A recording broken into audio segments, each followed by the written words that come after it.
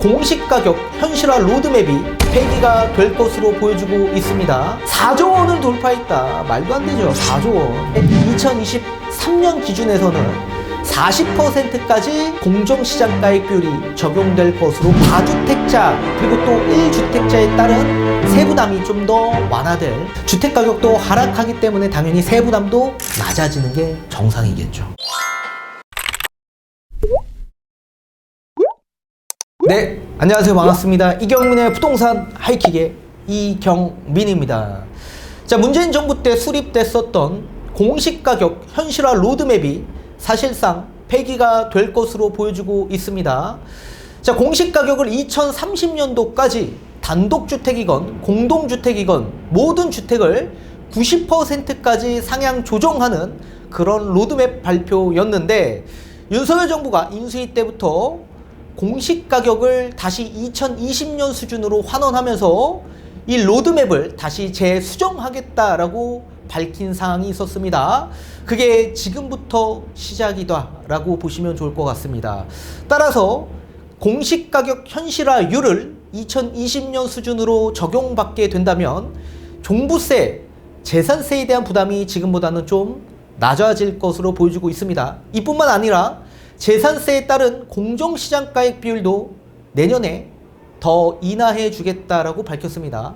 또 종부세도 마찬가지 지금 세제 개편안에 따른 정부 입법안이 지금 추진되고 있는데 정상적으로 다시 통과가 될 수 있게끔 노력하겠다라고 얘기하고 있습니다.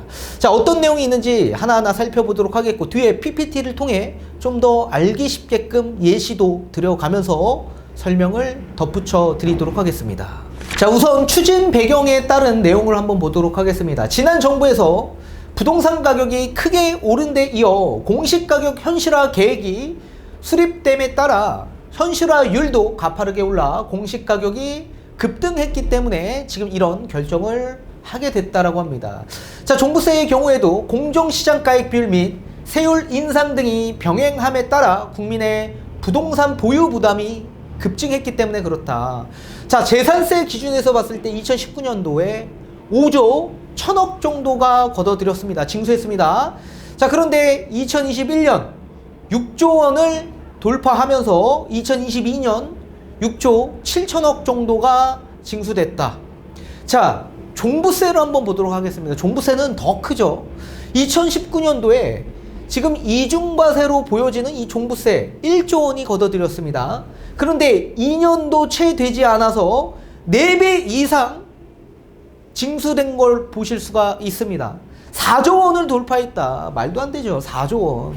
2022년도에도 4조 원을 계속 유지하고 있다.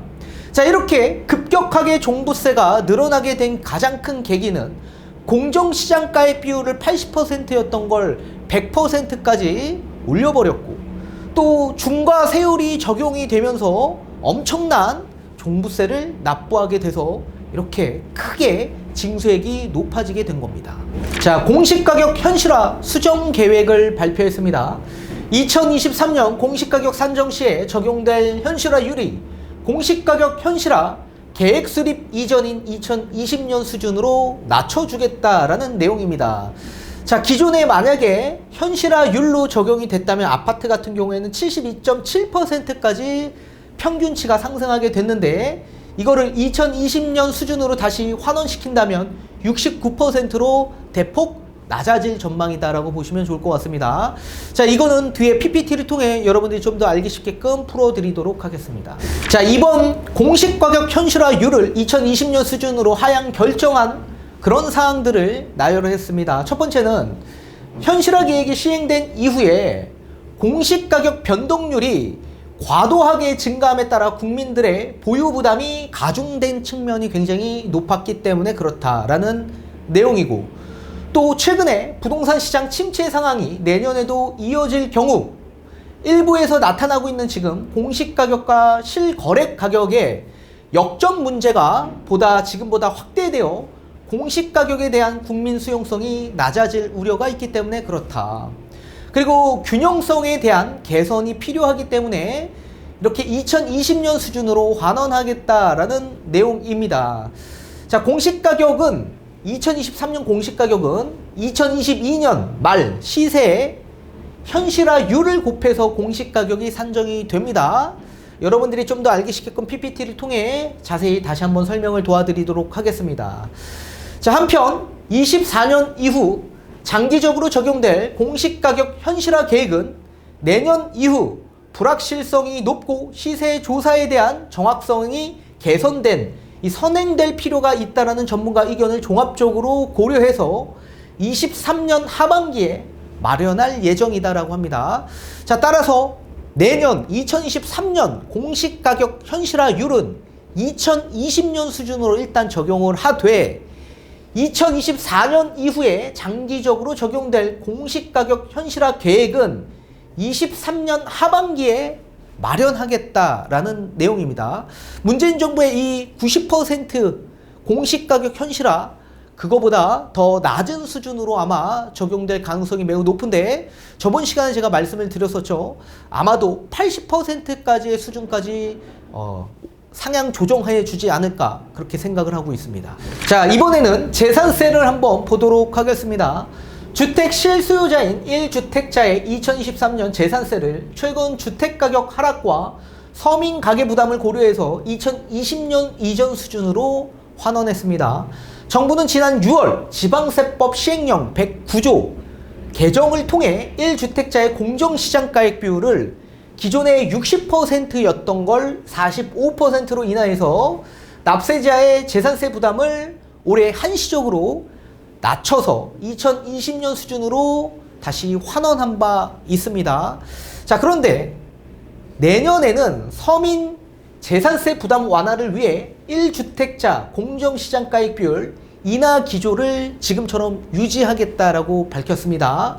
자, 공시가격 하락 효과 등을 반영해서 추가로 올해 적용됐던 45%보다 더 낮은 수준으로 인하할 계획이다라고 밝혔죠.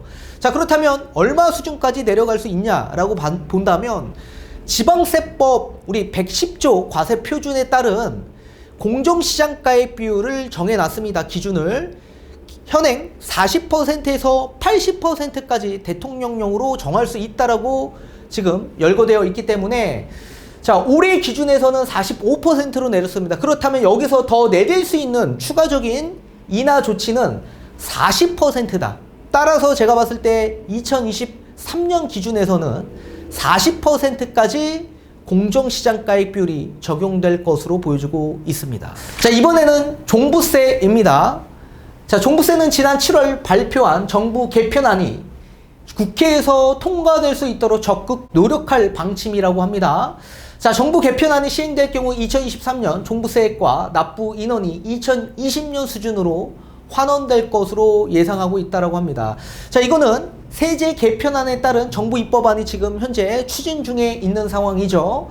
현행 기준에서 11억 1세대 1주택자 12억 원으로 공제가 될 가능성이 매우 높아졌고, 그리고 다주택자는 6억 원 공제됐던 걸 9억 원으로 다시 상향 조정하겠다라고 밝혔죠. 자, 중과 세율 이걸 다시 단일 세율로 적용하겠다. 그리고 세율도 인하하는 방침을 내세웠습니다. 세부담 상한도 2주택 이하는 150%이지만 조정 대상 지역 2주택, 3주택 이상은 300%였던 걸 동일하게 다 150% 수준으로 일어나겠다. 그렇게 밝혔거든요. 자, 따라서 앞으로 공시가격 수준이 낮아졌고 또 이렇게 재산세에 대한 공정시장가액 비율 인하와 함께 종부세에 대한 인하 방침도 적용이 된다라고 한다면 다주택자 그리고 또 1주택자에 따른 세부담이 좀 더 완화될 소지가 매우 높아질 수 있겠죠. 자, 뒤에 PPT를 통해 공시가격 현실화율이 어떻게 적용이 될 수 있을지 여러분들이 알기 쉽게끔 풀어드리도록 하겠습니다. 자, 지금 보시는 이 자료는 2020년 11월 문재인 정부에서 수립됐던 공시가격 현실화 로드맵입니다.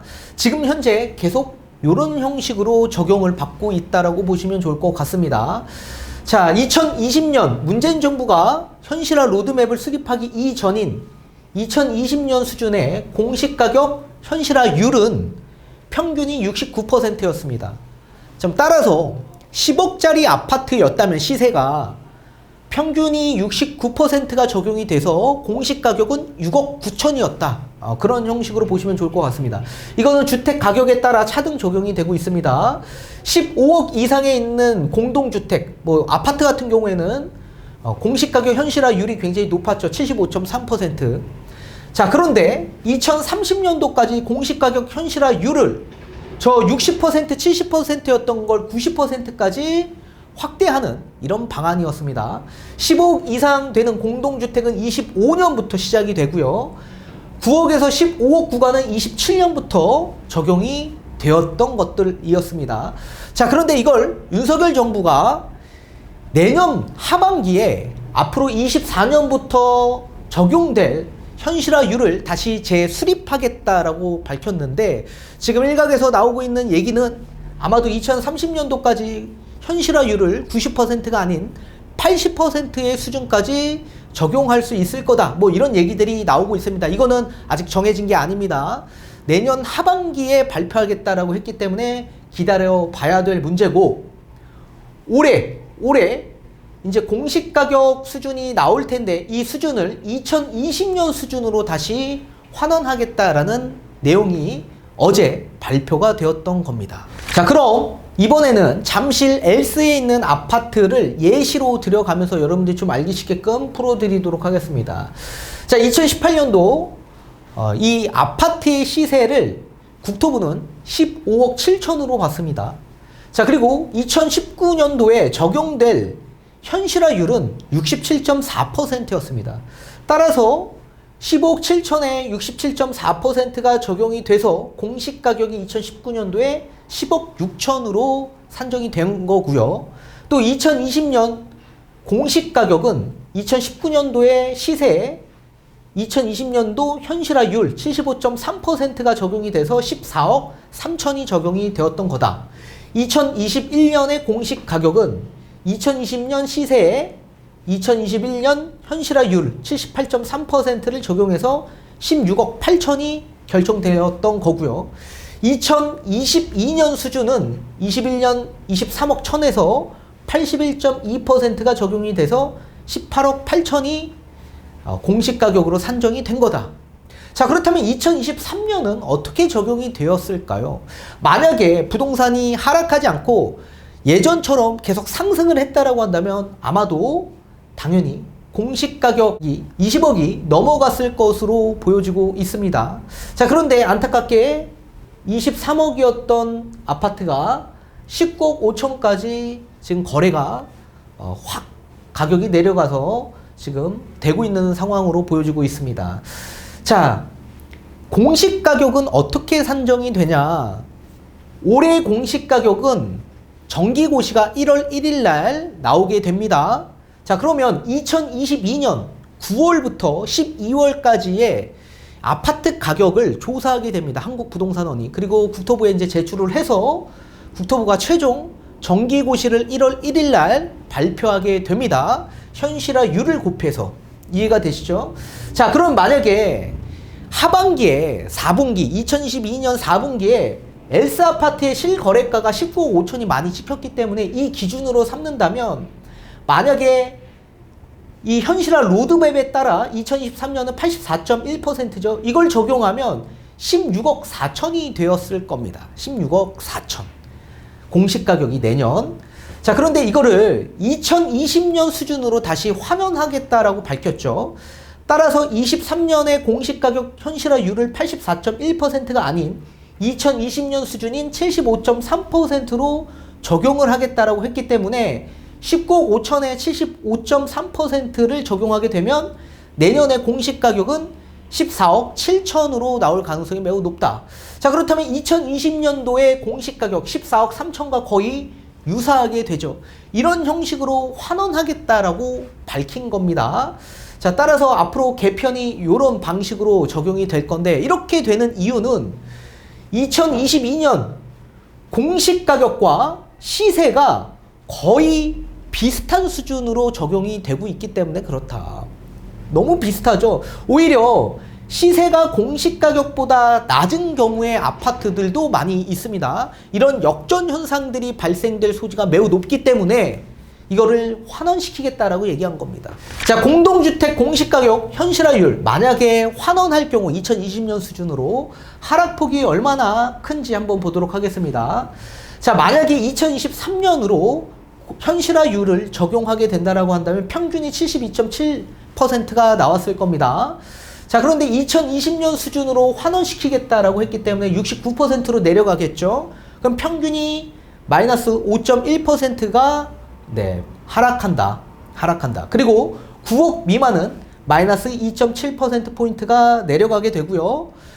9억에서 15억 구간에 있는 시세, 그런 아파트들은 마이너스 11.4%포인트가 내려갈 거다.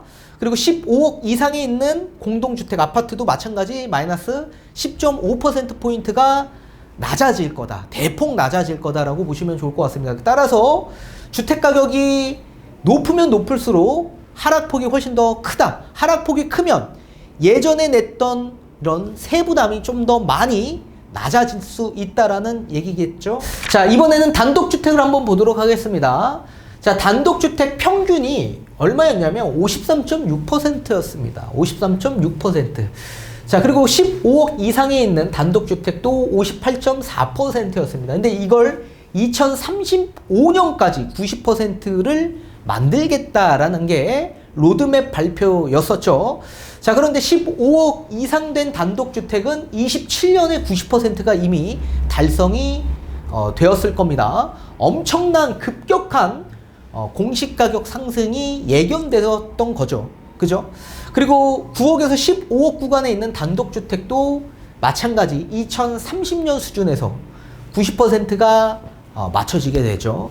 따라서 9억이 넘어가는 단독주택은 공시가격 현실화율이 급격하게 올라가기 때문에 세부담이 엄청나게 많이 증가가 되었을 겁니다. 자, 그런데 이걸 현실화율을 2020년 수준으로 다시 환원하겠다라고 밝혔죠. 자, 따라서 내년 현실화율을 만약에 적용하게 된다라고 한다면 15억 이상 된 단독주택은 58.4%였던 게 갑자기 71.9%까지 올라가게 되죠. 이거를 다시 58.4%까지 내려주겠다라는 얘기입니다. 자, 이렇게 보면은 낙폭이 가장 큰 게 15억 이상 된 단독주택이죠. 마이너스 18.8%포인트가 낮아진다. 현실화율이. 그리고 9억에서 15억 구간에 있는 단독주택도 마찬가지 마이너스 17.1%포인트가 낮아진다. 9억 미만에 있는 단독주택은 마이너스 4.7% 정도만 낮아지는 수준이다. 그렇게 보시면 좋을 것 같습니다. 아무튼 이렇게 공시가격 현실화율이 낮아지면 낮아질수록 여러분들의 세부담이 대폭 낮아지게 되는 거죠. 그리고 내년에도 재산세 공정시장가액 비율 뿐만 아니라 종부세에 대한 정부 입법 추진도 아마 잘 될 수 있을 것으로 보여집니다. 따라서 여러분들의 세부담이 대폭 낮아질 수 있을 것으로 보여지고 있고, 지금 경제도 어려워지고 있는데 이런 세부담이 당연히 낮아져야 된다라고 보여집니다. 주택가격도 하락하기 때문에 당연히 세부담도 낮아지는 게 정상이겠죠.